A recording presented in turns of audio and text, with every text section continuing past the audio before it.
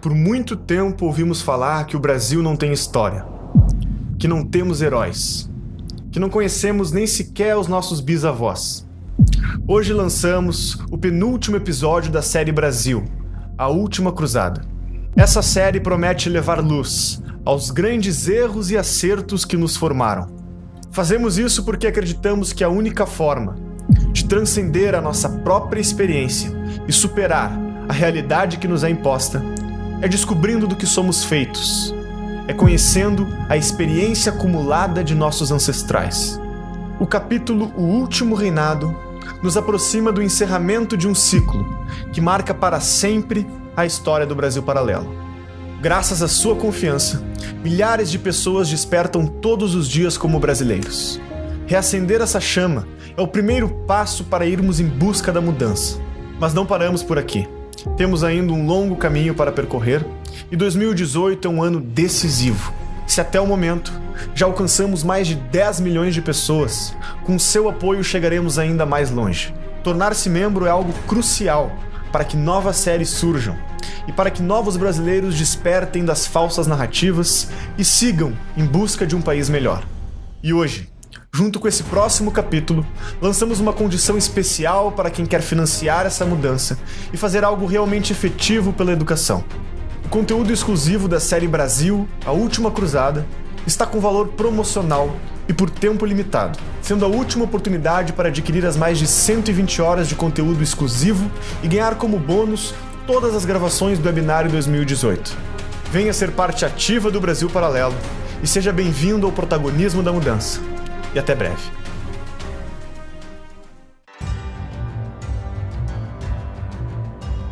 Napoleão reagiu decretando o fechamento dos portos de toda a Europa ao comércio de produtos britânicos. Suas ordens foram imediatamente obedecidas por todos os países, com uma exceção: Portugal. Por esta razão, tropas francesas marcharam em direção à fronteira pronta para invadir o país e destronar o seu príncipe regente. E Dom João tinha duas alternativas amargas e excludentes. A primeira era ceder às pressões de Napoleão e a segunda, aceitar a oferta dos aliados ingleses. Portugal foi invadida por 50 mil soldados franceses e espanhóis que caçavam a corte, enquanto ela zarpava rumo ao Novo Mundo e os deixavam a ver navios. 48 horas depois de desembarcar no Rio de Janeiro, organizou seu novo gabinete e fundou o primeiro ministério. Foi no dia 13 de maio de 1817 que o filho de Dom João VI, descendente da Casa de Bragança, casou-se com a princesa austríaca. Em Portugal, alimentava-se a esperança de que terminava a guerra com Napoleão, levando Dom João VI a finalmente tomar a decisão de voltar sozinho para Portugal, deixando seu filho como regente do Brasil. Ele diz: nós estamos vendo que o Brasil, as pessoas estão pegando em armas, estamos tendo problemas. Tanto José Bonifácio quanto Leopoldina desejavam a permanência de Pedro no Brasil. Ambos acreditavam que, se caso o príncipe voltasse para Lisboa, o país não seria capaz de resistir ao furor revolucionário. No dia 9 de janeiro de 1822, Dom Pedro do Paço Imperial dirige-se a um público apreensivo para proclamar a sua permanência no país. Ele cria a ideia de estabelecer um império no Brasil, ou seja, como se fosse uma quebra. E o Brasil se tornou independente e não tinha uma ordenação jurídica, é claro. O José Bonifácio redige pelo menos uns 200 documentos oficiais. O império era simplesmente... ele é o império, ele fica lá quieto, parado. O Dom Pedro faz o quê? Bota o exército, fecha a Constituinte e exila os Andradas. Acabou, agora não vai ter mais isso. A popularidade de Dom Pedro estava deteriorada. Os conflitos políticos que ele se envolvia e o seu caso extraconjugal com Domitila tivesse a sua reputação manchada. Dom João falece por causas misteriosas, restando a Pedro abdicar do trono em favor de sua filha mais velha. Pedro parte para a Europa, entregando sua carta de abdicação para que seja lida aos brasileiros. E na França ele começa a armar um plano para invadir Portugal e destronar o irmão. No mesmo ano em que assinou a rendição do irmão, a guerra cobraria o seu preço. Marcariam o fim da trajetória do homem que tornou o Brasil independente. Ele nunca encontraria paz, tranquilidade de alma se José Bonifácio negasse o último pedido que ele tinha, que era o de que ele fosse o tutor do Pedrinho, Pedro II.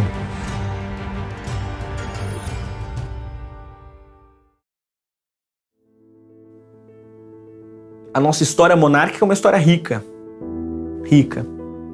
E não falo isso como uma espécie de ufanismo, que eu não digo que tenha sido a história perfeita. É rica porque nós conseguimos fabricar em profusão grandes homens. Grandes homens.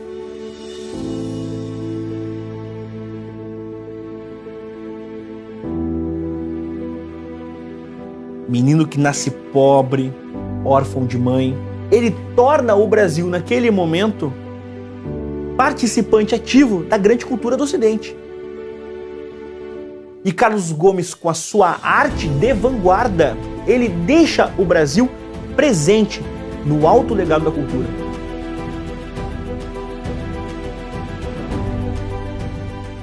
O Machado de Assis ele nasceu no final da década de 30 do século XIX no Rio de Janeiro.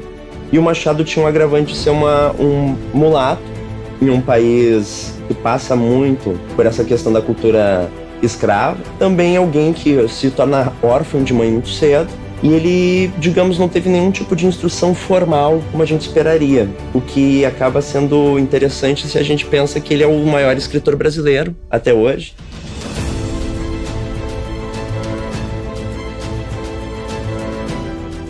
Nabucco era um menino, uma criança, sentado na varanda de uma sangana, se depara, ainda menino, com um escravo clamando acolhimento.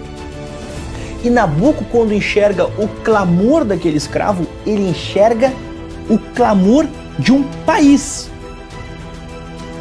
São figuras importantíssimas da história do Brasil, que são pouquíssimo exploradas, infelizmente, e por enquanto espero que isso mude, espero que a gente consiga fazer com que isso mude para as próximas gerações.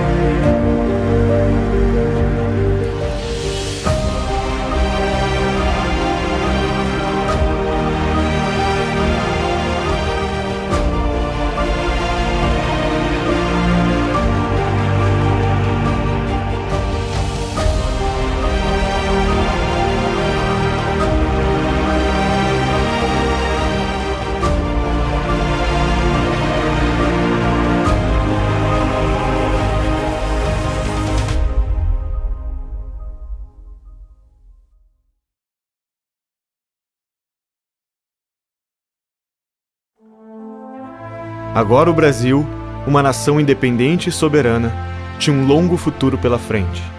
Dom Pedro I havia deixado o país para cumprir a missão de vencer o seu irmão na maior guerra civil da história de Portugal. Quando abdicou do trono, por força da lei brasileira, constituiu-se um governo temporário até que seu filho Pedro II atingisse a maioridade. Foi o período regencial. Pedro I, em seu último ato de amor pelo Brasil, deixou José Bonifácio como tutor de seu filho. Antes de sua morte, Pedro trocou cartas com o futuro sucessor de seu trono. Falava sobre amor à pátria e para seguir os conselhos daqueles que o educavam.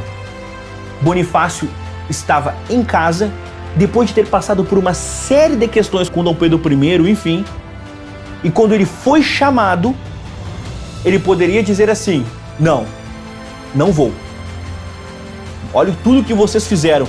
Bonifácio poderia ter personificado o país, mas ele percebeu que havia a demanda de educar Dom Pedro II. E por 2 anos ele o ensinou à sua maneira. Ele era um cara que preferia educar com o moleque correndo pra lá e pra cá, que não ensinava etiqueta, e ele queria ensinar botânica no meio das plantas, ele queria ensinar zoologia com os animais, astronomia com observatórios, ele queria ensinar as coisas apontando, ele sabia muito, né? E ele ensinava pra criança, pro Dom Pedro isso. Só que foram 2 anos. Esses 2 anos, creio eu tenho pra mim, que ele ensinou as bases do aprendizado de muitos idiomas. A gente sabe que José Bonifácio falava 11, Dom Pedro chegou a 16. Segundo, deixou no coração do Pedro um amor profundo pelo conhecimento, pelo saber, e um amor profundo pelo Brasil. Exatamente o que o Pedro I queria, lembram-se? Honra, patriotismo e saber. Tudo ia bem até que os inimigos de Bonifácio começaram a conspirar para retirá-lo do cargo. Num primeiro momento, alegaram que o menino estava virando um selvagem e que Bonifácio não estava apto para ser tutor do futuro imperador. A oposição de Bonifácio não recuava. Para tentar retirá-lo do cargo, acusaram-no de cometer atos inconstitucionais quando era ministro. José Bonifácio, ele sempre foi um político. Então, ele usa o cargo de tutor para fazer política no Rio de Janeiro e na corte. Só que como é que você transforma alguém em criminoso tão rápido? Não transforma, ele foi acusado. E um acusado, mesmo que as acusações não tivessem sido provadas, teria que ser retirado do cargo. E aí eles mandam lá o oficial de justiça para retirá-lo do cargo. Ele dá uns tapas no cara e manda embora, ele não sai. E aí depois eles mandam outro. Ele manda o cara embora com um chute na bunda. Eles têm que mandar um batalhão do exército para retirar o José Bonifácio da tutoria do Dom Pedro II. E aí quando ele sai, ele diz assim: eu só vou sair porque vocês estão assustando as crianças. Vocês estão errados e vão se arrepender. Naquele momento, então, ele perde toda a atuação pública dele. Só que em pouco tempo você vê uma figura pública, né? Parece que se habituou tanto a estar em guerra, né? Em coisas grandes. Quando ele consegue se isolar numa casinha, ele tem aí um problema grave no estômago. E ele começa a ter dores e depois ele tem um problema que devia ser uma espécie de AVC. Eles chamavam de convulsão cerebral. E aí ele fica de cama. José Bonifácio, ele foi um pai. Ele tem essa questão esse peso do sábio, da pessoa mais idosa, mais experiente, mais vivida. Infelizmente, foram poucos os homens homens de saber. Alguns, claro. Por exemplo, José Bonifácio de Andrade e Silva. José Bonifácio uma vez cunhou o termo: o brasileiro será o novo ateniense se não cair na tirania do Estado. Os homens que amaram o Brasil, um Bonifácio que renuncia o conforto para ser regente, mesmo passando por todos os problemas que ele passou em matéria de convívio político e pessoal. Então ele dizia: a liga de todas as raças aqui no Brasil, sobretudo as principais formadoras, a nativa, a africana e a luso-europeia, geraria uma nova raça que seria brasileira, né? Caracterizaria brasileiro. Então ele dizia: o brasileiro também surgirá desses casamentos. Então ele cria a ideia de mestiçagem. Ele via essa grande possibilidade, esse grande potencial do Brasil, de ser uma grande potência influente.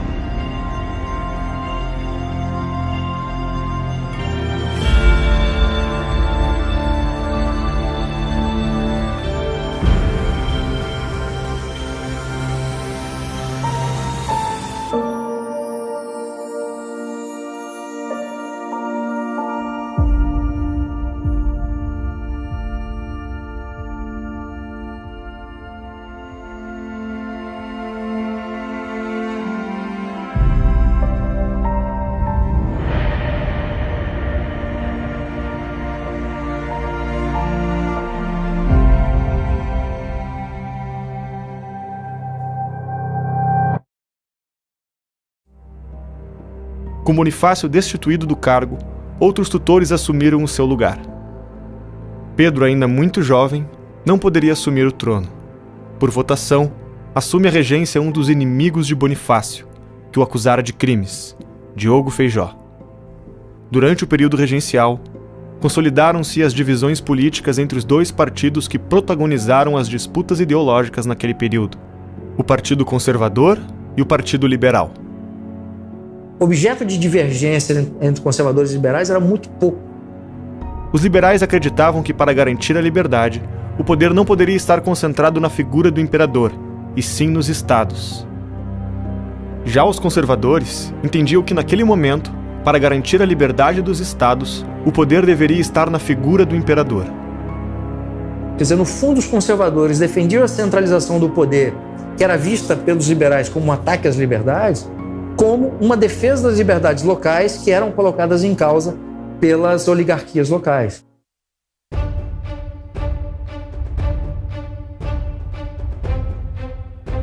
O que acontece no Rio Grande do Sul que faz com que eles decidam quebrar? Bom, primeiro tem os liberais no poder. Os liberais no poder aumentam o poder das assembleias provinciais. As assembleias provinciais fortes demais resolvem, não quero mais saber desse império. Primeiro motivo. Aí depois que a gente vai pensar no imposto sobre o charque. Uma falta de representação adequada parlamentar na coroa por parte dos rio-grandenses, o não atendimento por parte dos regentes dos interesses do Rio Grande do Sul, fazem com que, no dia 18 de setembro de 1835, alguns líderes militares e civis decidem que é hora de atacar Porto Alegre para depor o presidente da província e instalar um outro, que não fosse um escravo dos interesses da regência, e sim alguém servidor dos interesses do Rio Grande.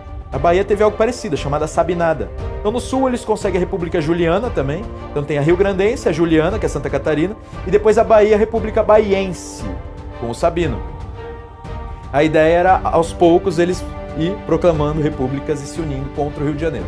Bom, não deu certo. A Sabinada não durou alguns meses e a Juliana também não durou muitos meses. O que durou mesmo foi a Farroupilha. Mas não se tratava de entender os farroupilhas como separatistas em absoluto. A maioria não quis a separação por entender que o Rio Grande tem que crescer sem o Brasil. A separação foi uma forma extrema que alguns farroupilhas entenderam de se fazer ouvir. E a busca pelo fim dessa taxação sem representação não foi ouvida, de modo que só restou a secessão. Mas o período regencial foi um período de muito mais revoltas do que isso. Se nós ficarmos aqui analisando, foram revoltas, causado pelo quê? Pela descentralização prematura e pela desagregação em torno do centro. Nós tivemos 9 anos com 10 pequenas guerras civis simultâneas em diferentes regiões do Brasil. Eles aumentaram muito irresponsavelmente o poder das províncias. José Bonifácio não tinha avisado? Aconteceu o que ele falou. Como é que você governa uma situação como aquela sem retornar a uma forma ditatorial de governar, sem colocar um tacão militar tentando controlar a sociedade? Nós não voltamos. Diogo Feijó, então, sai do poder, ele renuncia. E quando ele renuncia, entra um conservador. Araújo Lima assumiu o governo regencial em 1838, colocando fim às políticas que geraram as revoltas no período regencial. Os liberais, já não contentes com essa maneira aí dos conservadores de reorganizarem tudo da forma centralista de antigamente, resolvem promover o golpe da maioridade. A ideia de emancipar Pedro era bem vista pelos dois partidos. A presença da figura do imperador era indispensável para a soberania do país, residindo nele o símbolo da união da pátria. Reuniram-se então os políticos dos dois partidos, formando uma delegação que foi enviada ao Palácio de São Cristóvão para perguntar a Pedro se ele aceitaria antecipar a sua maioridade. Com um tímido sim, o jovem monarca assumiria com os poderes plenos a liderança da jovem nação brasileira. No dia seguinte, a Assembleia Geral declarou formalmente Pedro II emancipado. Em 18 de julho de 1841, ocorria a cerimônia de coroação do novo imperador. Sua Majestade Imperial Dom Pedro II, pela graça de Deus e unânime aclamação dos povos, imperador constitucional e defensor perpétuo do Brasil. Ele queria O Congresso brasileiro foi consultado, né? A população queria. O que nós fizemos foi de uma genialidade absoluta. Nós emancipamos Dom Pedro II, que tinha 15 anos. Né? Nós votamos lá que para efeito de assumir o trono, ele já era maior de idade. Eu me pergunto, como é que um processo em que há participação popular, em que o Congresso aprova, né? Em que o próprio, que pode ser chamado de golpe. Golpe é uma coisa que você faz sempre à revelia da população. Né?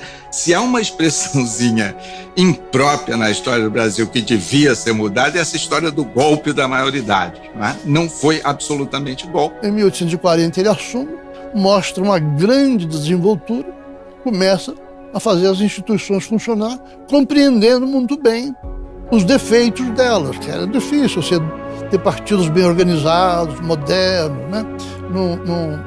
Naquela época. E ele jogava um contra o outro, manobrava daqui, manobrava dali, e foi levando esse bonde que se chama democracia a relativamente bom porto.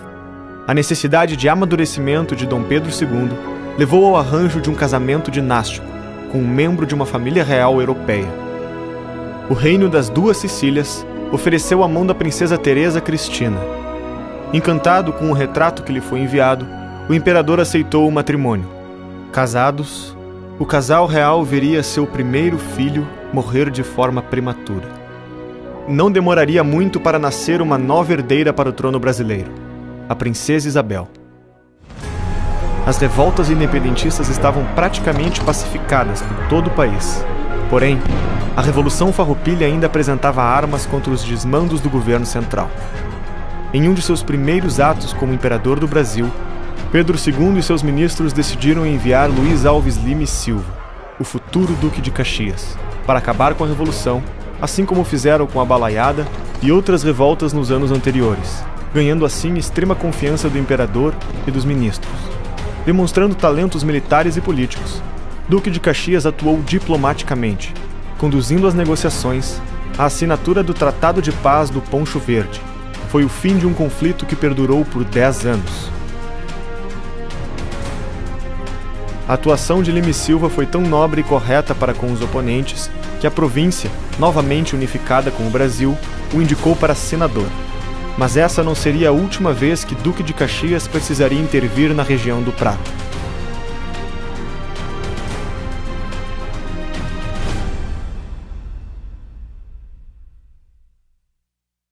Em 1847, nós criamos um cargo chamado Presidente do Conselho de Ministros, ou seja, primeiro-ministro. Nós nos tornamos um regime parlamentar. O cargo de presidente do Conselho de Ministros representava pouco desgaste à figura do imperador. Em vez de ter de nomear todos os ministros pertencentes ao gabinete do governo, nomeava apenas o presidente do Conselho. Era este quem deveria escolher os demais membros do ministério. Desta maneira, liberais e conservadores tinham mais poder de ação, podendo debater suas visões de governo. Posteriormente, conforme Dom Pedro foi se transformando em alguém mais maduro, ele ia variando entre conservadores e liberais. Como ele formava um gabinete? Ele nomeava o presidente do Conselho de Ministros, que por sua vez nomeava os ministros. Quando ele percebia que aquela política não estava bem encaminhada, ele os retirava do poder e dava lugar ao outro grupo.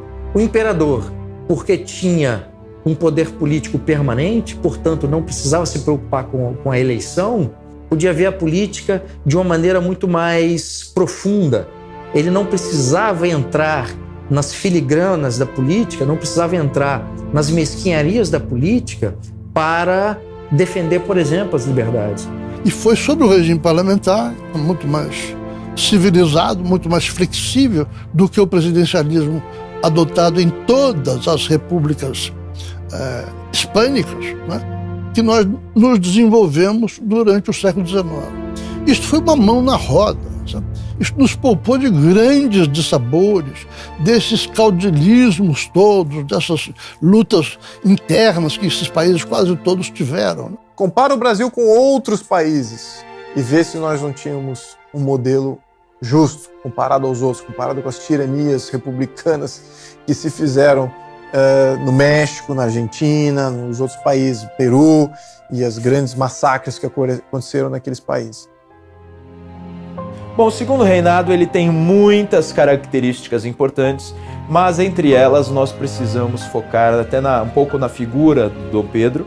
Era uma pessoa extremamente sensível, voltado para as artes, um intelectual, falava vários idiomas, falava francês correntemente, inglês bem, alemão bem. Ele dizia que a imprensa se combate com a própria imprensa, ou seja, isso é uma frase que eu gosto de citar, porque mostra uma visão dele em relação à importância do debate democrático. Então você vê ainda todos aqueles valores, né, em Dom Pedro II. Você vê os valores do estudo, o valor da liberdade de expressão. Gostava de novas tecnologias e ciência, então ele queria o Brasil na dianteira dos processos científicos e das novidades e tal. E falam assim, se tivessem congregado no mesmo homem Dom Pedro I e Dom Pedro II, nós teríamos tido o grande monarca da história da humanidade.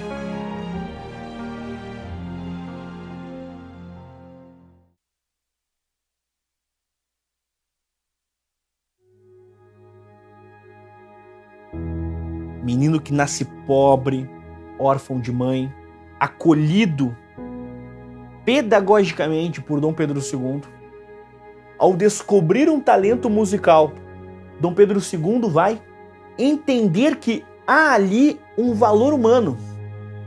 E esse valor humano tem potência de valor artístico.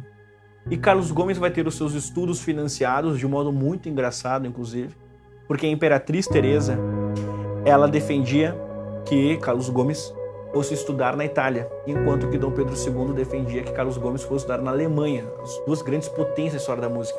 Carlos Gomes optou por ir para a Itália, desenvolveu toda a sua técnica lá, e na primeira apresentação de O Guarani, no Teatro Scala de Milão, ele torna o Brasil, naquele momento, participante ativo da grande cultura do Ocidente.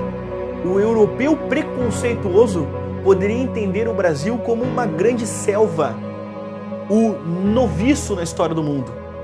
E Carlos Gomes, com a sua arte de vanguarda, com a sua autocultura, vai demonstrar que o Brasil era protagonista na produção contemporânea de seu contemporâneo das artes. Guarani que realça o valor do índio brasileiro, uma de nossas marcas. E ao apresentar no Teatro Scala o índio brasileiro, ele emociona e, mais do que isso, ele deixa o Brasil presente no alto legado da cultura. E esse mesmo Carlos Gomes volta ao Brasil e apresenta no Rio de Janeiro, pela primeira vez, o Guarani para os brasileiros, com Dom Pedro II, a família real na plateia. Nós temos aí o encontro do escritor de Guarani, do homem Dom Pedro, que enxergou ali a sua criatura, do pai de Carlos Gomes, que teve que se defrontar com uma viuvez e com todos os problemas de uma viuvez. O pai de Carlos Gomes muitas vezes não conseguiu, pela própria quantidade de filhos, dar o carinho e a atenção devida ao próprio filho, mas encontrou ali, naquele momento, na primeira apresentação de Guarani no Brasil, a definição clara do que é a força de uma personalidade. E Carlos Gomes congregou na sua vida a força arrebatadora de um homem ímpar, que amou o Brasil até o fim, amou o Brasil até em seu testamento.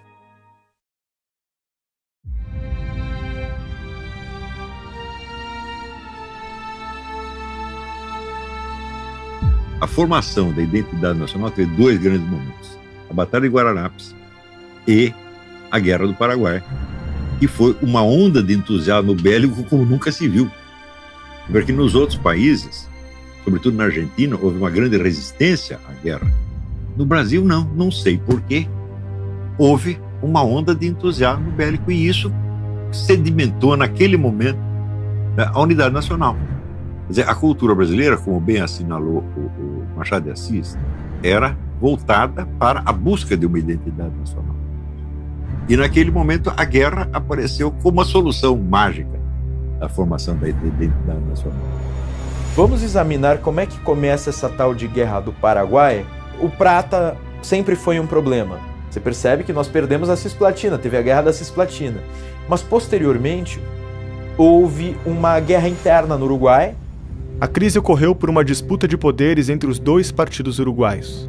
A liberdade de navegação nos rios platinos era motivo de divergência entre colorados e blancos, o que atraiu os países vizinhos para o conflito. O Paraguai, vislumbrando maior protagonismo na região, resolveu intervir e apoiar o Partido Blanco. Percebendo a ameaça, Dom Pedro age e faz um acordo com a Argentina para apoiar o Partido Colorado, enviando tropas para o Uruguai e derrubando do poder o governo Blanco. O Paraguai, ele é governado por um sujeito chamado Solano Lopes, e ele tinha um ideário assim, expansionista. Ele era conhecido como um ditador, mas um ditador que é bem visto, né? O problema é que essa narrativa, ela não procede. Isso é simplesmente um paralelo que o professor de escola vestido com a camisa do Che Guevara conta, porque é um paralelo com Cuba. Então eles gostavam de dizer, olha só o Paraguai. O Paraguai alfabetizou todo mundo, aí ele já jogava pro aluno, assim como Cuba. O Paraguai tinha uma boa saúde, protegia o povo, assim como Cuba, assim como Cuba. Então era um paralelo conveniente. A verdade é outra. Solano Lopes era profundamente odiado pela população. Começa pelo seguinte, o pai dele no leito de morte disse para ele, meu filho, jamais entre em guerra com o Brasil. Ele não só entrou em guerra com o Brasil, como juntou o Uruguai e a Argentina. E de repente o Solano Lopes, ele percebe uma oportunidade. O Paraguai resolveria então se unir com os grupos argentinos, avessos a esse grupo uruguaio que saiu vencedor, com os grupos uruguaios avessos a esse grupo uruguaio que saiu vencedor e retomar o poder no local, criando, digamos assim, uma tríplice aliança contra o Brasil. Ele invade o Brasil e ele sequestra o presidente da província do Mato Grosso e o seu secretário. Ele o sequestra e o prende. Vocês acreditam? Esses caras foram presos e morreram de fome na prisão. Essa história de que o Brasil foi lá acabar com o Paraguai, e realmente a guerra foi complicada, a origem de todo o processo não parte do Brasil, parte nitidamente do Paraguai. E aí ele invade, também ele passa pela Argentina para tentar ir no Uruguai virar o jogo, né? O problema é que ninguém se uniu a ele nesse processo. O Brasil consegue estabelecer aí acordos diplomáticos e é formada a Tríplice Aliança, mas junto com o Brasil. Brasil, Argentina e Uruguai assinam um acordo para entrar em guerra contra o Paraguai. Era praticamente impossível que o Paraguai se saísse bem nisso. Para fazer frente à ameaça militar paraguaia, o Brasil precisou fortalecer o seu exército. Eu lembraria o seguinte, que quando a guerra começa, o Paraguai estava com 85 mil homens em arma com equipamento de último tipo. O Brasil estava com 20 mil com equipamento defasado. Apelando para os sentimentos do povo brasileiro, Dom Pedro cria a Unidade Militar dos Voluntários da Pátria. O imperador acabou sendo impedido pelo Conselho de Estado de ir pessoalmente ao fronte de batalha. Contrariado, Dom Pedro fez um memorável pronunciamento, dizendo que se o impedissem de ir como imperador, nada o impediria de ir como voluntário da pátria. O monarca ficou conhecido popularmente como voluntário número 1. No comando de uma tropa de voluntários da pátria estava o então Major Deodoro da Fonseca. O militar se destacou na guerra por seus atos de bravura, recebendo a Imperial Ordem do Cruzeiro. Posteriormente, seria promovido de cargo até chegar a marechal e presidente da província do Rio Grande do Sul. Não resistindo ao ímpeto das potências aliadas, as forças paraguaias foram dizimadas. Mais da metade da população paraguaia pereceu na guerra. O sangrento conflito deixaria numerosas baixas de todos os lados, vindo o Brasil a perder mais de 50 mil combatentes. Com a vitória próxima, Duque de Caxias envia mensagem a Dom Pedro II, comunicando que a guerra estava quase ganha. Dom Pedro II já estava num momento que ele estava fragilizado, ele já estava fazendo viagens pelo mundo, e quem ficava ali era mais a princesa Isabel como regente. E o marido dela influenciava, seu marido Conde d'Eu. E o Conde d'Eu viu aquilo e disse, não acabou a guerra, nós só vamos acabar quando prendermos Solano Lopes. E aí ele mesmo vai pessoalmente aos locais de guerra, conduzir todos os procedimentos bélicos para não parar a guerra. Conde d'Eu tem um mérito na Guerra do Paraguai, que foi um de nossos melhores soldados. Em março de 1870, o José Francisco Lacerda, um dos voluntários da pátria, conhecido como Chico Diabo, desferiu um golpe de lança no ditador paraguaio Solano Lopes. Após 6 anos de batalhas e sangue derramado, terminava assim o maior conflito da América do Sul. Devemos aos militares. A unidade nacional foi o Duque de Caxias. Deter a invasão e a afronta do Solano Lopes no Paraguai devemos aos militares.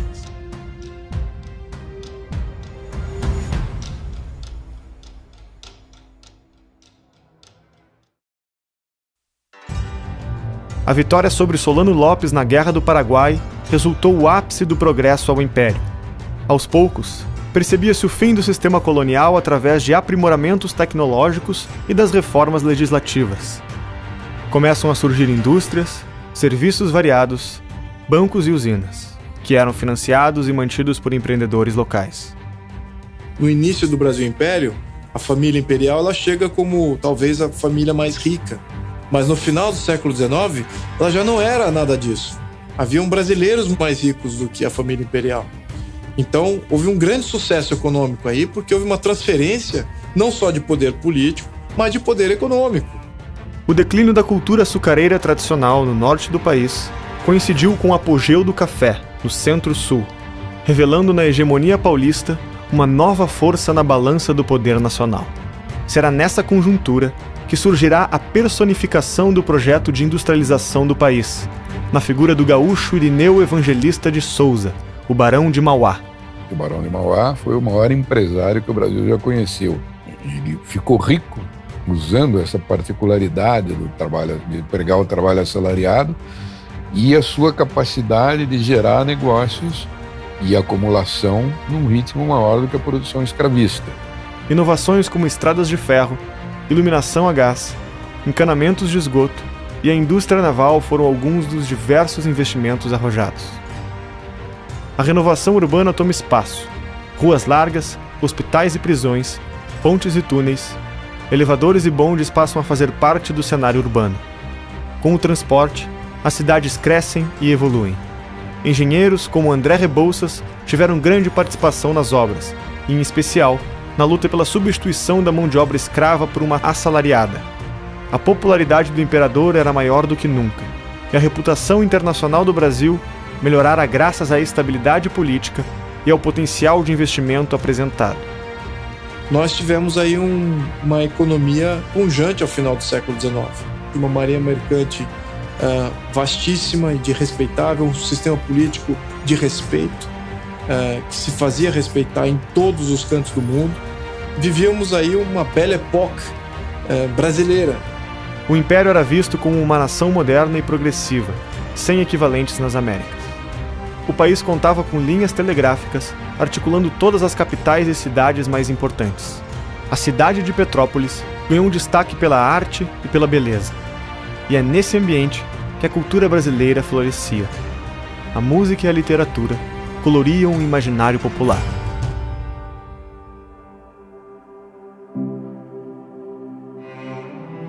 É difícil falar sobre Machado de Assis, porque muito já foi dito.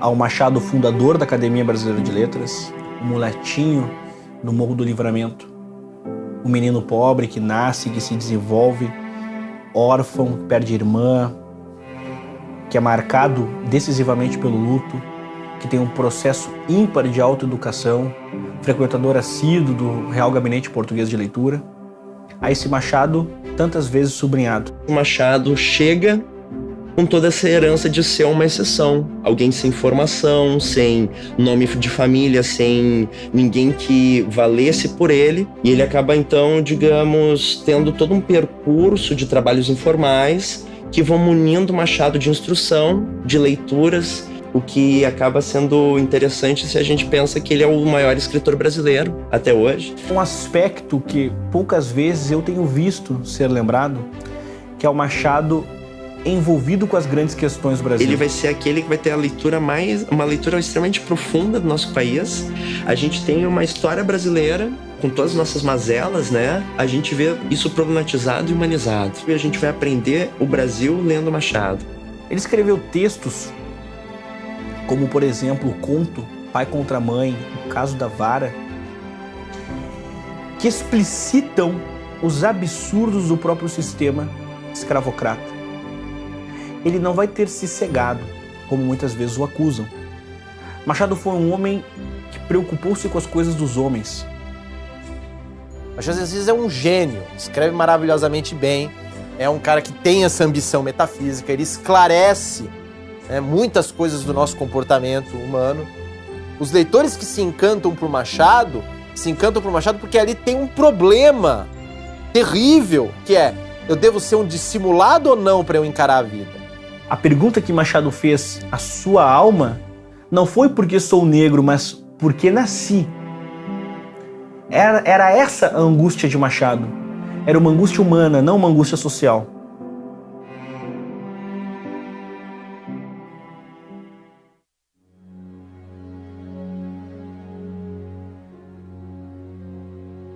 Dom Pedro II, no contexto da atuação política, teve grandes méritos, estabilizou nossa economia, fez o Brasil um protagonista no mundo, foi um homem de grande retidão fiscal.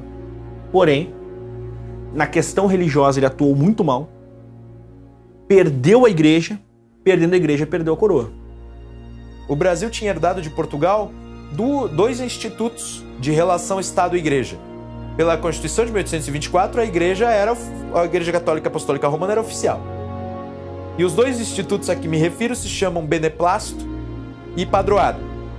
O padroado era basicamente a característica do Estado gerir a Igreja. O segundo ponto era o beneplácito. O beneplácito vem a bula papal, vem a ordem do Papa, e o imperador tinha autorização para aceitar ou não. Não teria valor ao clero do Brasil nada que o Papa falasse sem que o imperador assinasse embaixo. O imperador tinha não só a prerrogativa de sancionar as bulas papais, o documento, quer dizer, ele era o chefe da igreja, virtualmente. Um desses documentos assinados pelo Papa proibia o casamento entre católicos e maçons. O imperador não assina. Pio IX faz isso. Tá valendo, continua casando maçom com católica. Acontece que um bispo, o famoso bispo de Olinda, né, Dom Vital, resolve: não vou casar, pode parar esse casamento. Imagina o escândalo.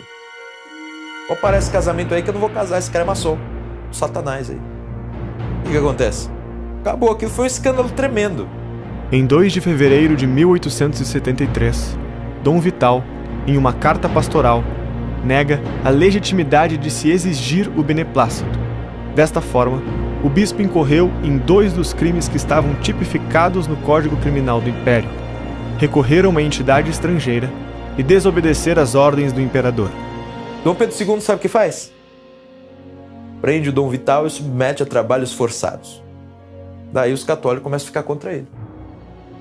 E aí surge uma treta. Católico fiel mesmo e os maçons. Maçonaria e igreja começam a brigar. E foi uma coisa horrível, porque, você vê, os 2 imperadores, mas principalmente o segundo, eram um sujeito anticatólico. Não tem como negar. Quando começou o Brasil independente, o Brasil tinha 3.000 monges. Quando terminou o Império, tinha 8. Porque tinha lei que proibia que os superiores das ordens religiosas viessem fiscalizar o que estava acontecendo ali. Então, assim, tinha padre com 3 amantes, padre com 20 filhos, né? E, de certo modo, é uma situação que o próprio governo protegia, não deixando os superiores fiscalizar. Nesse meio tempo, o gabinete do primeiro-ministro é substituído. Com a situação se agravando, Dom Pedro deposita sua confiança no homem que tanto lhe servira em conflitos pesados. Duque de Caxias apenas aceitaria o cargo com uma condição. Ele fez ver ao imperador que a solução passava pela anistia incondicional dos bispos, que era a única forma de evitar uma crise mais aguda. Mas aí ele os liberta, tá? Se desculpa lá, tudo, mas você percebe que não pegou bem. Então você já tem aí um setor considerável do clero e de fiéis contrários a Dom Pedro e à monarquia. Isso foi um erro monstruoso cometido pelos imperadores. Isso acabaria por se virar contra eles mesmos.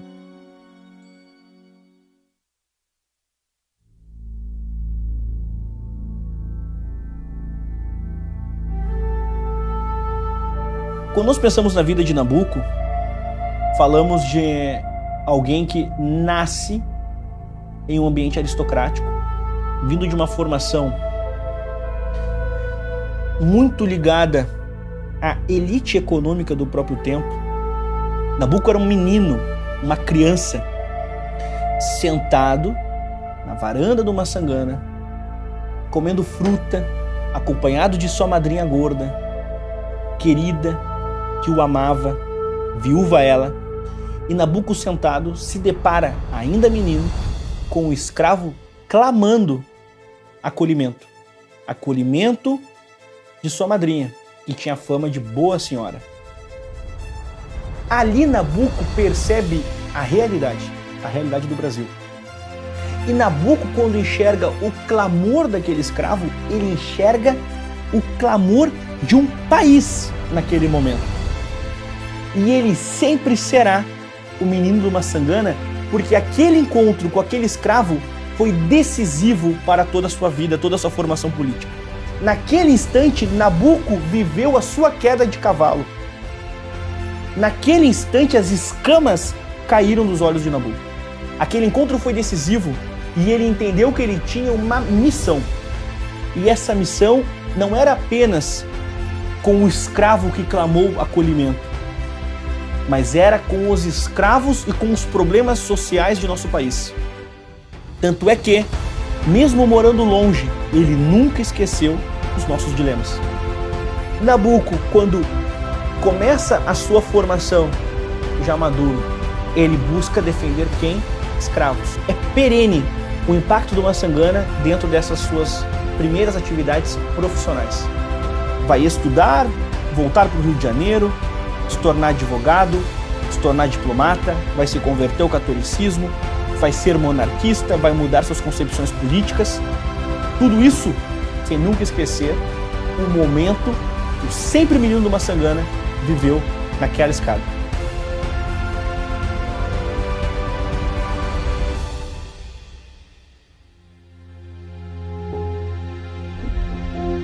A abolição sempre foi um tema que ficou na cabeça do imperador e da princesa Isabel. E muitas daquelas figuras do parlamento brasileiro e também das figuras públicas encabeçaram o movimento, né? E o império sempre veio junto com esse movimento. Dom Pedro II, inclusive, para que o seu exemplo público fosse visto como um símbolo abolicionista, ele não andava com escravos na rua, mandou abolir aquela coisa de andar com escravos carregando ele. Então ele, pelo exemplo, ele tentava contagiar, enfim, a sociedade brasileira e os próprios escravocratas para que a abolição fosse uma realidade. A primeira tentativa de reduzir a escravidão foi ainda no período regencial, através da repressão ao tráfico de escravos. A Lei Feijó proibia a importação de escravos, além de declarar livre todos os cativos trazidos para terras brasileiras a partir daquela data, mas foi ignorada por décadas, devido à falta de fiscalização. Por isso, essa lei ficaria conhecida como Lei para Inglês Ver. Em 1850, aí sim tem a famosa Lei Eusébio de Queiroz, que aquela não foi para inglês ver. O governo resolveu cobrar. A partir de então, o tráfico estava extinto. E depois nós temos a lei que dizia que todo negro nascido de mãe escrava seria então livre, que é a lei do ventre livre. Depois de 50, todos nasceram livres. Depois, nos 60 e poucos, se fez a lei do sexagenário, liberava aos 60 anos. Com a Guerra do Paraguai, se alforriou aqueles que se apresentaram para lutar pelo Brasil. E isso é uma coisa que mostra que houve um cuidado no sentido de encaminhar uma solução a médio e longo prazo. Pode-se perguntar o seguinte, bom, mas se o imperador, Dom Pedro I, Dom Pedro II, tinham tanto poder, né, o imperador tinha tanto poder, tinha um poder moderador, por que o imperador simplesmente não decretava o fim da escravidão, simplesmente com uma canetada não fazia isso? A abolição era uma causa social, era uma causa popular, mas ao mesmo tempo era uma causa que você, ao defendê-la, tinha muito a perder. Em meio ao extenso debate das ações abolicionistas, a opinião pública e a classe política se dividiam entre aqueles que eram contra a abolição e os que eram a favor. Havia ainda um terceiro grupo, que vislumbravam uma abolição gradual, a fim de não gerar crise por falta de mão de obra na lavoura. O Brasil, de forte tradição agrária, possuía em seus fazendeiros um setor importante da sociedade. Seus poderes de influência perante a coroa eram fortes, e o fato de a economia estar baseada neles lhe assegurava que suas opiniões teriam valor aos ouvidos do imperador. Cada um desses grupos abolicionistas e escravocratas justificavam suas posições de determinadas maneiras. Por exemplo, havia a escravocrata que defendia a preservação da escravidão porque a ruptura, né, a abolição de uma hora para outra faria com que o país se diluísse, que o país entrasse num processo de ruptura e o Brasil se transformaria no que se transformou as colônias espanholas. Os abolicionistas, liberais e conservadores, diziam que era um absurdo, já que outros países já tinham abolido a escravidão, que o Brasil mantivesse essa infâmia que manchava a história do país. É preciso lembrar que na década de 1860, você teve a Guerra Civil Americana, que foi causada principalmente por causa da dissidência em relação à abolição dos escravos. Quer dizer, os brasileiros, os líderes brasileiros, olhando para os Estados Unidos, pensando, bom, a gente não quer destruir o nosso país como ocorreu nos Estados Unidos. Então vamos tentar agir com prudência nessa questão, vamos tentar fazer uma reforma gradual para abolir a escravidão. Ou seja, acelerar processos políticos, por um lado, pode causar o esgarçamento da malha social. Um longo processo, né, de negociação com essas elites políticas que resultaram em leis que promoveram a transição até a abolição. Dom Pedro II estava muito doente. Com sua saúde cada vez mais frágil, os médicos recomendaram que ele fizesse o tratamento na Europa. Partindo em junho, em meio a grandes saudações da população, assim como seu pai havia feito anos antes, Pedro II deixou o futuro do Brasil nas mãos de uma mulher, sua filha, Princesa Isabel. A Princesa Isabel foi uma grande abolicionista. Tudo que ela pôde fazer, né, nos bastidores da política e publicamente ela fez para que a abolição fosse uma agenda vencedora. Por vários motivos. O primeiro Dom Pedro II estava mesmo ficando velho, eram nos sonhos dele ver isso acontecer. Depois, ela tinha uma oportunidade de tentar mostrar que o terceiro reinado seria humanitário, ela tinha postura de rainha, certo? E ela teria que enfrentar, no caso de assinar uma lei, setores muito fortes do organismo social brasileiro. Dizem os historiadores que Ana tinha toda a sabedoria de Dom João VI, toda a ousadia de Dom Pedro I, toda a sabedoria de Dom Pedro II e a fé da sua mãe, Dona Teresa Cristina. E foi a Princesa Isabel que disse, quando disseram a ela, você pode estar assinando a abolição e o fim da monarquia. Ela disse, eu pago qualquer preço para libertar esses homens. Querendo ou não, e pode o movimento negro tentar apagar a sua figura ou não, se não fosse a Princesa Isabel, eu não sei ainda quanto tempo demoraria para que, de fato, a abolição viesse, né? Dom Pedro I e Dom Pedro II eram declaradamente abolicionistas, declaradamente. Todas as leis abolicionistas, inclusive a lei da abolição da escravatura, foram feitas sob gabinetes conservadores. Porque a escravidão, além de ser imoral, é economicamente ineficiente no longo prazo. A mão de obra salariada paga é muito mais eficiente. Então, se teve incentivos morais e éticos, mas também teve incentivos econômicos. A escravidão é o grande calcanhar de Aquiles da história brasileira. E a forma como ela foi superada é motivo de orgulho. Lei 3.553, de 13 de maio de 1888, artigo 1º, é declarada extinta a escravidão no Brasil. As notícias sobre a assinatura da lei pela Princesa Isabel logo invadiram os corredores do palácio e infestaram as ruas da capital imperial, cativando a todos. Foram dias de festa, né? Não foi um dia, né? Uma semana inteira de festividades e discursos. As ruas logo seriam tomadas, em uma confraternização jamais vista. Era o dia do aniversário de Dom João VI, aquele que transformou essa terra em nação. Alguém que adorava tanto o Império Tropical, que chorou em sua partida sem volta. Nesse dia, pelas mãos da bisneta de Dom João VI, um povo inteiro se redimia. Foi um momento de união e festividade para todos os brasileiros. Desta vez, não pela guerra, mas pela confraternização de um povo que conquistava finalmente a harmonia de considerar todos iguais perante a lei. O que Bonifácio projetara se cumpria mais uma vez. Nas reuniões da Constituinte de 1823, o velho sábio já havia apresentado um projeto de gradual extinção do regime escravagista, alertando sobre os benefícios econômicos e humanitários que o país teria ao inserir os escravos em um sistema de trabalho livre. Se vivo estivesse, José Bonifácio não perderia a grande festa que corria aos 4 cantos do Império. Da mesma maneira, Pedro I não hesitaria em cumprimentar o seu filho e sua neta pelo grande ato.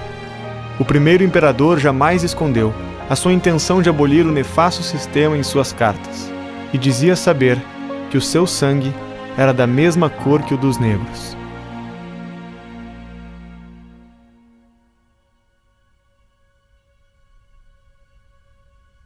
Os jornais da cidade espalhavam as proclamações de festa que durariam uma semana. Missas, bailes, passeatas e fogos de artifício tomaram o Rio de Janeiro por vários dias. Machado de Assis, cujos avós paternos eram escravos, declarou em sua coluna do jornal Gazeta de Notícias que foi o único dia de delírio público que lembrava ter visto. De fato, foi o maior evento do Segundo Reinado. Reuniu um número de pessoas absurdo. Você vê até na fotografia, tem lá, você vai vendo o nome, esse, Machado de Assis, você acha todo mundo lá. É através do ato de Isabel que os grandes personagens da história se encontraram. Os meninos que cresceram no Brasil agora viam seu apogeu. Os diferentes caminhos e formações os levaram a se reunir na gloriosa redenção. Todos os esforços que os projetaram para o mundo se ofuscam ao estarem presentes em tão solene celebração. Em reconhecimento à abolição, José do Patrocínio funda a chamada Guarda Negra, um grupo militar formado por ex-escravos para combater os ativistas contrários à monarquia, a Isabel e à abolição. Carlos Gomes compôs a grande ópera Lo Schiavo, em homenagem a Isabel, um grande sucesso na época. Isabel foi condecorada com a Rosa de Ouro pelo Papa Leão XIII, vindo a ser a única brasileira a receber a honraria. Quando formou a Sociedade Brasileira contra a Escravidão em 1880, Joaquim Nabuco, junto com José do Patrocínio e André Rebouças, se imbuiu do dever moral de combater a grande mancha que toldava o sol brasileiro. O destino selado por nossos homens não fez justiça aos erros do passado, mas desobstruiu a garganta que agora gritava: liberdade.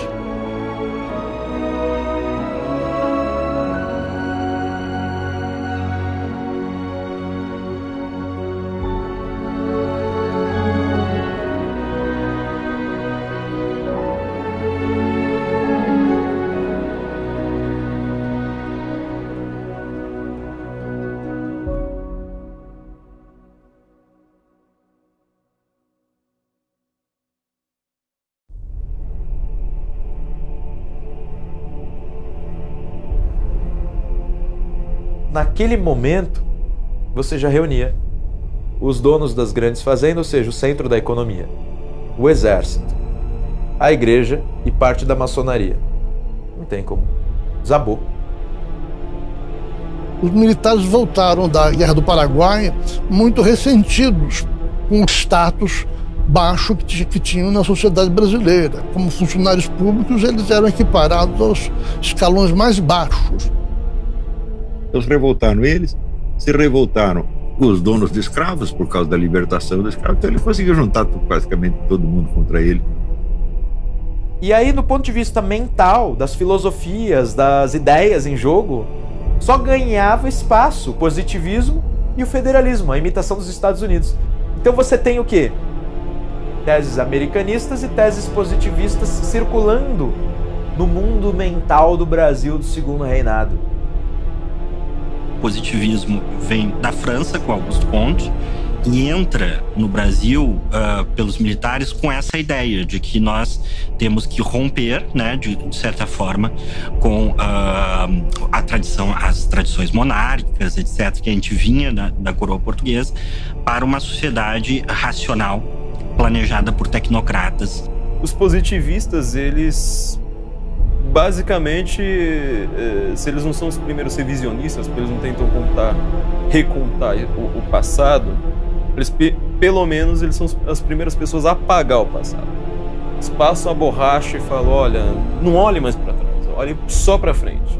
Você teve uma influência muito forte do positivismo, né, na escola militar, aqui do Realengo, no Rio de Janeiro, em que havia literalmente uma doutrinação positivista junto à juventude militar. Ele atrai os militares por quê? Porque apesar de ele ser revolucionário, ele não é revolucionário no sentido marxista da luta de classes, né? Ele é revolucionário no sentido de que ele quer refundar a sociedade a partir de uma visão teórica, né? Saído quase literalmente da cabeça de um filósofo. Você vê que as ideias do positivismo, elas se impregnaram na cabeça dos nossos militares tão fundo que, de certo modo, estão lá até hoje. O exército brasileiro, ele é uma coisa positivista por definição. O povo, em geral, ele é sempre manipulado por interesses de alguns. E, naquela ocasião, havia pessoas com interesses em que a monarquia fosse substituída por um outro sistema. A história é uma grande galeria de quadros, onde há poucos originais e muitas cópias. A história acabou por encontrar o Brasil. No símbolo centenário da Revolução Francesa, o destino de um povo seria redefinido. Os interesses de poucos sequestraram o futuro de muitos. No início do século XIX, quando a família real portuguesa se instalou no Rio de Janeiro e fundou o Império Brasileiro, foi plantada uma semente. Essa semente foi cuidada para que crescesse em terra fértil, para dar bons frutos. Cresceu, frutificou e obteve vigor ímpar. Porém, não se pode dizer o mesmo sobre os países que cercavam o Brasil, que cresceram entre pedras e não formaram raízes, ou foram sequestradas e perderam seu destino. Enquanto a América Latina era um conglomerado de repúblicas com sucessivos golpes e ditadores guerreando pelo poder, o Brasil era uma monarquia constitucional. A coroa, o parlamento e a justiça eram instituições sólidas e alicerçadas no Estado de Direito, nos princípios constitucionais e nas práticas democráticas. Porém, neste momento, era a vez de o Brasil ter a sua semente roubada. As insatisfações de alguns setores da sociedade não seriam por si só motivos para a queda da monarquia. Porém, interesses escusos agregariam esses descontentamentos, cometeriam um atentado à vontade do povo. Impregnados pela mentalidade positivista, os republicanos tentavam disseminar as suas ideias a qualquer custo, porém sem sucesso. A ideia de república não era aceita pela população brasileira. Os candidatos do Partido Republicano raramente se elegiam para algum cargo. Tendo em vista que os republicanos não tinham apoio da população, a única forma de tomar o poder seria através de um golpe militar. As chances de sucesso desse golpe eram mínimas, pois a Marinha do Brasil era extremamente fiel ao Império. A única esperança dos republicanos estava depositada em Marechal Deodoro da Fonseca, herói da Guerra do Paraguai, mas que estava insatisfeito com o desprestígio da monarquia em relação ao exército. Essa tarefa não seria fácil, pois Deodoro era amigo pessoal do imperador. Foi quando o major Solon Ribeiro colocou em prática uma armadilha para cooptar Deodoro. Solon fez circular uma história inverídica de que o governo havia mandado prender Deodoro da Fonseca junto com Benjamin Constant e o próprio Solon Ribeiro. Os boatos provocaram o efeito desejado. Revoltadas, as tropas se rebelaram nos quartéis. Foi quando o presidente do Conselho de Ministros, Visconde de Ouro Preto, tentou falar com os chefes militares para apaziguar a situação nos quartéis, sendo ignorado. Na manhã do dia seguinte, Marechal Deodoro e suas tropas marcharam até a frente do quartel-general, onde estava o Visconde de Ouro Preto. Sob ameaça, Deodoro expulsou o ministro do cargo. É o exército armado, na rua, sem nenhum apelo popular, indo avisar para um ministro que você não tem mais o cargo e não se atreva a retomar. E Dom Pedro II, a gente vê o que faz. Apesar de ter demonstrado firmeza ao destituir o ministério, a queda da monarquia não foi anunciada. Os republicanos temiam que ele poderia se entender com o imperador e formar um outro gabinete apenas para substituir Ouro Preto. Se isso acontecesse, seria a morte do ideal republicano. Era necessário agir rápido. Os positivistas e aí os revolucionários republicanos achavam que se não desse o golpe num período muito curto após a abolição da escravidão, que eles iam perder as suas bandeiras. Qual que era a bandeira dele? Federalismo, que era para onde já estava caminhando a monarquia, né? E o fim da escravidão, que foi abolida pelo Império. Em vez de se dirigir ao Palácio Imperial em Petrópolis, onde estava Dom Pedro, Deodoro voltou para sua casa. Ele estava doente e precisava descansar dos acontecimentos daquela manhã. Aproveitando-se de suas fraquezas, os republicanos viram uma oportunidade para executar o golpe. Redigiram então a moção da proclamação da República, em que Deodoro seria nomeado chefe do governo provisório. Os revolucionários foram até a casa de Marechal para tentar convencê-lo de assinar. Para garantir a assinatura, os republicanos tinham de contar mais uma mentira. No entardecer do dia 15, foram dizer ao Marechal Deodoro que o imperador havia convidado para a presença com os ministros, no lugar do Visconde de Ouro Preto, um político gaúcho, Silveira Martins. Deodoro tem um sobressalto, não é esse não, por nada desse mundo. Porque ele, quando Deodoro fora comandante da Praça de Porto Alegre, Deodoro havia disputado com Silveira Martins os amores da filha do Barão do Triunfo. A filha do Barão do Triunfo, que é Adelaide, preferiu ao Silveira Martins. E quando disseram esse não, ele disseram esse não, tá bom, então assina aqui. Apresentaram a ele o documento de proclamação da República. Ele teve a fraqueza de assinar. Quer dizer, a República é um regime que nasceu da disputa de dois homens com uma mulher. Essa é a realidade. Mais tarde, dirigiram-se à Câmara Municipal, onde proclamaram a República. Na improvisada cerimônia, com a falta de símbolos genuinamente brasileiros que representassem o novo regime, foi preciso improvisar. Não por coincidência, foi executado o hino nacional da França, berço dos revolucionários franceses, e foi hasteada uma bandeira que imitava a dos Estados Unidos, mas substituindo as cores originais pelo verde e amarelo. Em Petrópolis, Dom Pedro recebeu o telegrama de Ouro Preto, relatando os acontecimentos. Dom Pedro II, fragilizado de saúde, percebe que a situação está difícil. No dia seguinte, os republicanos decretaram a expulsão da família real do Brasil, determinando um prazo de 24 horas para que o imperador deixasse o país. Dom Pedro aceitou o ultimato dos republicanos com frieza, temendo revoltas populares em apoio a Dom Pedro e à monarquia.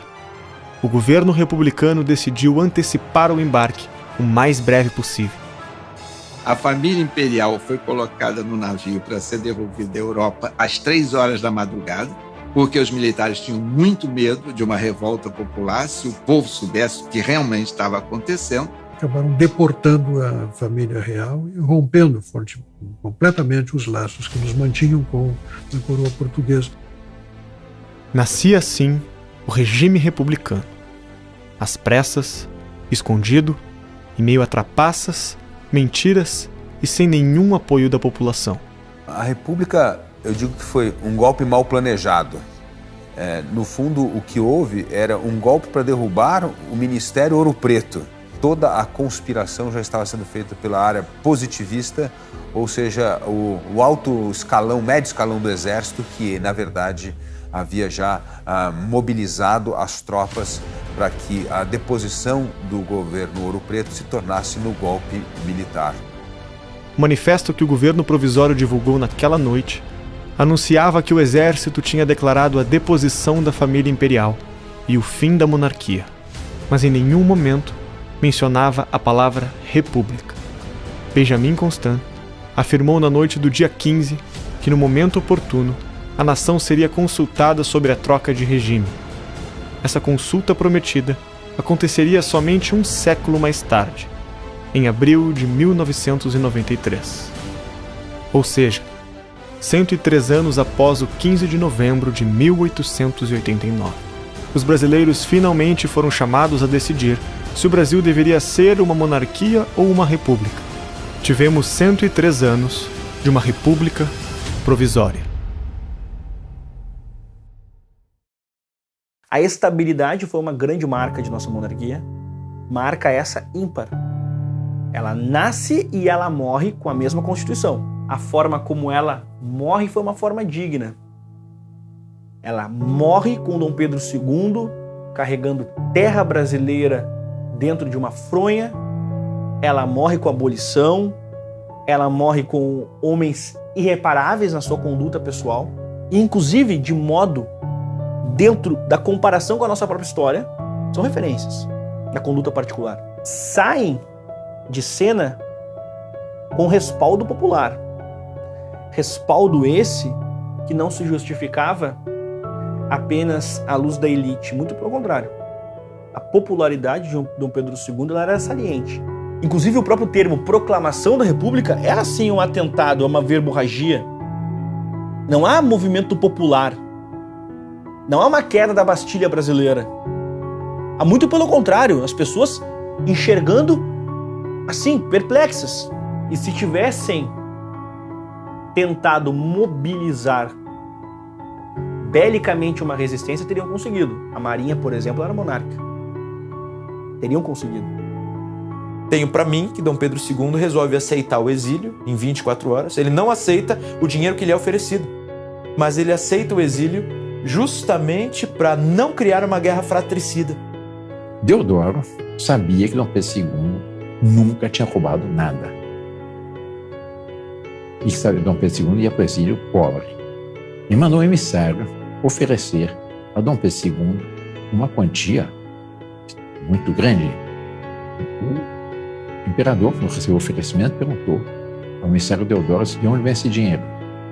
Do Tesouro Nacional. O ordem de quem? Do Marechal Deodoro. Isso foi votado pelo parlamento? Não. Então não posso aceitar. Nos tomaram o Dom Pedro II, nosso monarca, nosso soberano, que mesmo naquela época ele sempre foi considerado como o melhor monarca da sua época, do mundo, o mais querido pelo povo, o que fazia melhores obras pelo seu país, mais aberto à ciência, ele trazia a ciência para o Brasil.